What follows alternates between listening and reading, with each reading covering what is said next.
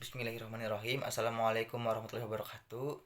Perkenalkan, nama saya Muhammad Wais Khairuddin. Di sini saya akan membahas tentang hakikat pendidikan kewarganegaraan. Pendidikan kewarganegaraan menjadi program studi di dunia. Mengapa? Karena negara yang menginginkannya tetap eksis, maka warga negara harus dididik dengan sangat baik. Ya, siapa sih yang nggak mau warga negara yang baik itu kan? Semua dunia pasti mau lah.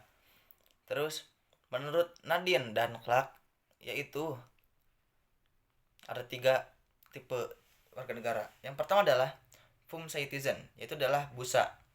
Mengapa busa? Karena warga negara tipe ini mudah terbawa arus dan tidak memiliki pendirian gitu. Jadi orang baik, orang buruk dia buruk gitu kan. Jadi dia tuh punya pendirian yang kuat gitu kan.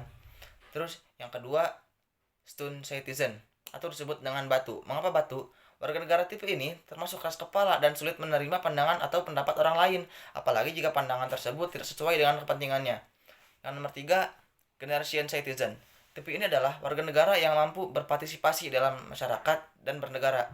Nah, ini nih yang harus kalian tiru nih ya. Tadi yang Fung Citizen yang busa jangan kamu tiru. Terus yang kedua, eh, apa tuh tadi? Stone Citizen. Yang keras kepala jangan ditiru tuh. Pendidikan kewarganegaraan juga diperlukan 4 alasan, yaitu nomor 1, alasan historis sebagai tempat atau wahana untuk membina bangsa. Yang kedua, alasan yuridis adalah alasan berdasarkan Undang-Undang Rakyat Indonesia Nomor 12 Tahun 2012 tentang Pendidikan Tinggi. Nomor 3, alasan sosiologis adalah alasan berdasarkan keadaan yang ada di masyarakat, karena keadaan masyarakat Indonesia tidak sama. Contohnya tuh ya kayak di Jawa Timur dan Jawa Barat gitu kan, itu kan nggak akan sama tuh keadaan, makanya orang-orang akan menyesuaikan dengan keadaan masyarakat gitu kan. Lalu selanjutnya nomor 4, alasan politis adalah adanya kebijakan pemerintah mengenai pendidikan kewarganegaraan dalam kurikulum perguruan tinggi. Nah, lalu selanjutnya peran pendidikan.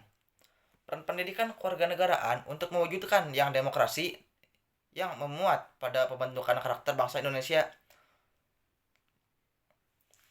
Lalu selanjutnya ini nih, urgensi mata kuliah umum. Mata kuliah umum bukan pelengkap bidang studi. Mata kuliah umum bukan pelengkap bidang studi, akan tetapi peran strategis. Mata kuliah umum dapat disingkat menjadi MKU. Terdapat 4 alasan. Terdapat 4 pendapat, yaitu MKU membekali mahasiswa dalam pengetahuan dasar. Nah, itu yang pertama. Lalu yang kedua, MKU membantu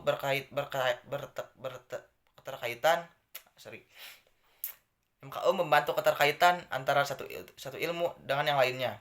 Lalu MKU mengajari mahasiswa untuk mengaplikasikan pendapat dalam dunia kuliah. Selanjutnya MKU berkaitan dengan pengalaman. Nah, contohnya yang pertama, MKU membekali mahasiswa dengan pengetahuan dasar adalah jadi mahasiswa itu akan diberi ilmu dasar untuk mempelajari ilmu yang lainnya atau yang lebih tinggi gitu kan. Lalu yang kedua, membantu keterkaitan antara satu ilmu dengan yang lainnya. Nah, jadi dia akan tahu ilmu ini dan ilmu ini tuh akan berkait itu kan, akan sama membutuhkan gitu kan. Contohnya tuh kayak kayak IPA dan kayak fisika dan matematika itu akan berkaitan kan, karena ya itulah ngerti sendiri. Lalu yang selanjutnya, mengajari mahasiswa untuk mengaplikasikan pendapat dalam dunia kuliah. Nah, itu maksudnya jadi kita punya pendapat nih, kata dosen kayak begini, lalu kata teman kayak begini, terus saya baca dari buku kayak gini, lalu saya juga punya pendapat kan. Nah, semuanya itu saya aplikasikan. Nah, dan itulah yang pendapat saya itu adalah hasil dari semua pendapat yang kita aplikasikan gitu maksudnya. Lalu yang terakhir adalah MKU berkaitan dengan pengalaman.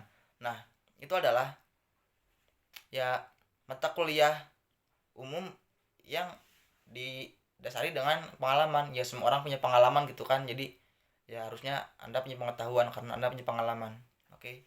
Sekian dari saya. Assalamualaikum warahmatullahi wabarakatuh.